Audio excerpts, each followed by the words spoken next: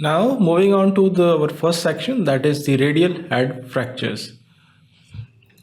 As I told you, we'll be briefly going through the pathophysiology and associated injuries, classification and presentation of a patient with radial head fractures, and what are the imaging which is required to make the correct diagnosis. Now, radial head fractures. Epidemiologically, the incidence is about 1.5 to 4% of all fractures. Radial head fractures are among the most common elbow fractures. Why?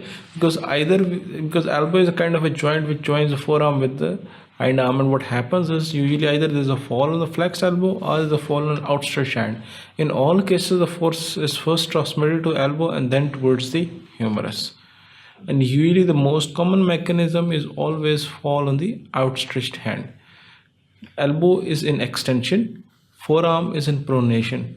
That is when the most of the force which is actually generated at the wrist joint is actually transferred via radius onto the radial head, because when the forearm is in pronation, the radial head directly articulates on the side and resulting in the most of the force transmission. Now coming to the associated injuries, it could be an isolated injury or it could be an associated injury as well. Associated injuries, multiple injuries include ligamentous injuries. As you know, elbow is a joint which has a complex anatomy in terms of it, that it's actually a humerus which forms the joint mainly with the ulna along with its corona and trochlea, but with the radius articulates with the ulna mainly. So there's a radial-ulnar joint and there's a ulno-humeral joint, and there are two joints which are actually being formed at the elbow level.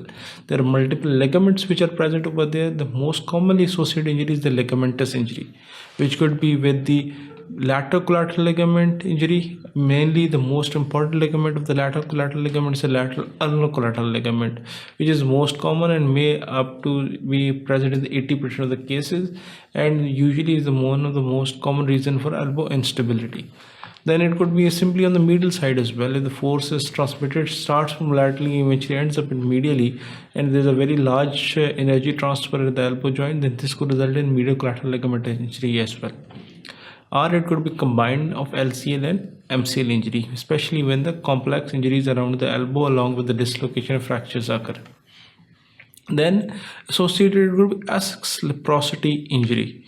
This could be due to the distal radial joint injury along with the disruption of the interosseous membrane. As you know, the movement at the forearm could be pronation and supination, and this movement, the radius moves either away or over the top of the ulna, and ulna remains still. The joint movement is actually mainly coordinated by interosseous membrane, and this could get disrupted at times as well. Other elbow fractures which could be present as well, for example, this could be associated with coronoid fracture, olecraneal fracture, or even elbow dislocation. Especially when there is a radial head fracture, elbow dislocation, and coronoid fracture, this forms the terrible triad around the elbow. And that is why it is called as terrible triad, because it's unfortunate, it's a very poor prognosis. Now it could be simple elbow dislocation which may be associated with there, or there could be associated with only the isolated radial head fracture, or it could be associated with the terrible triad as well. Now coming to the other fractures which can, although they very rarely occur, but yes, carpal fractures are sometimes which can happen because the fall on the outstretched hand can lead to multiple injuries as well, especially the scaphoid fracture. Now coming to the classification.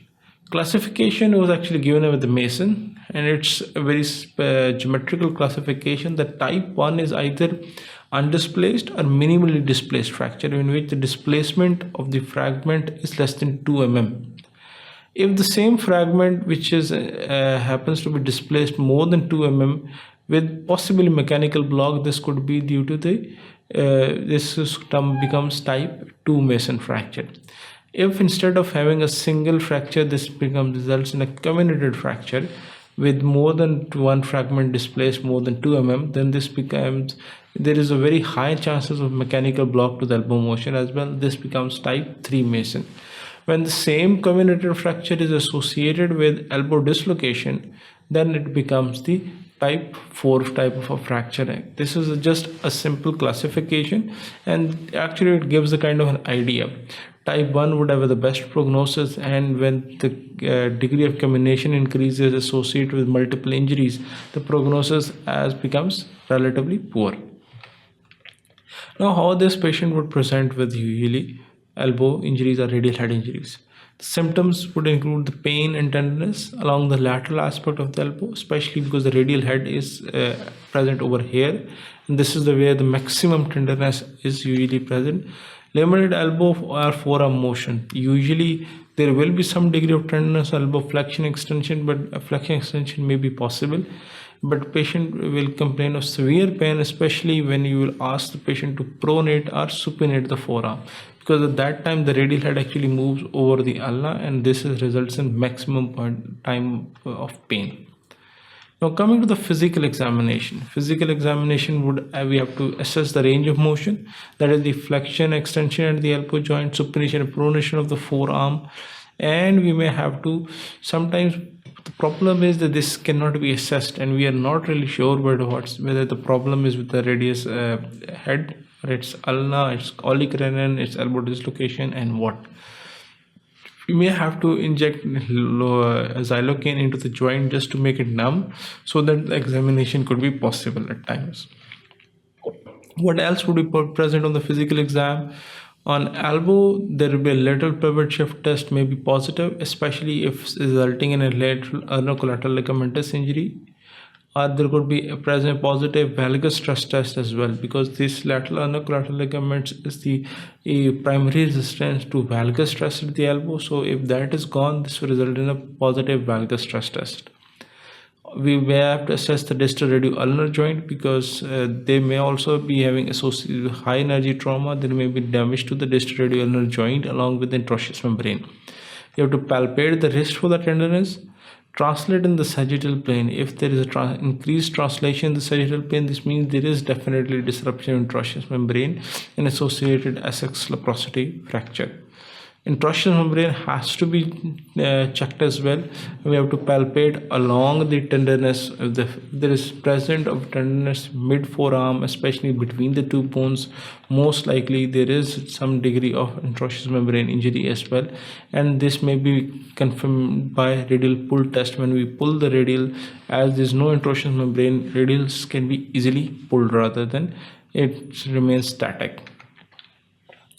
Now, with every examination, after history and examination, we make a diagnosis, but we have to confirm our diagnosis by using some kind of an imagery. Imagery is most common in orthopedics. Is always the first are the X-rays. If you see this is you are seeing the X-ray of the elbow joint, mainly the lateral view. Can you see anterior humeral line going through the anterior 2/3 of the capitulum? But you can appreciate this is the fracture fragment of the radial head, and it's angulated a bit. If you see on this is also very clearly the line is visible. There is something else over here as well. This is more of a radiolucency over the posterior aspect of the humerus. This is called as posterior fad pad sign. This could be present in the radial head fracture. This could be present in supracondylar fractures. It actually denotes there is an occult fracture and there is a hematoma formation over there. Whenever there will be hematoma formation, this may result in this kind of a posterior fat part sign, which may be positive. Sometimes this fracture is so the hairline are undisplaced that usually it's not very much visible on x-rays. So posterior fat pad sign is an indication that probably there is a fracture and you need to look it out either on the CT or you need to look at more closely over the x-rays. We have, whenever we are going imaging a joint, if it's a radius bone, then we have to go over one joint below and one joint above as well. Especially if it's a mid shaft radius, then sometimes you need x-ray of the distal radioulnar joint as well, just to assess whether they're associated acid proximity fracture or not, or what is the status of the distal radioulnar joint as well. And if we cannot assess it well on x-ray, then we probably have to go for CT or other associated injuries as well. Sometimes MRI is also needed to assess what is the situation of soft tissue, how much is the damage to lateral ulnar collateral ligament and medial collateral ligament at the elbow joint. In this section, we have briefly gone through how the cases usually present especially in the case of the radial head fractures. The most common mechanism is on the radial head fractures that fall on the outstretched hand. Mason briefly described a classification which was divided into 4 types. Type 1 is less than 2 mm displaced, type 2 is more than 2 mm displaced, type 3 is comminuted, and type 4 is associated with elbow dislocation.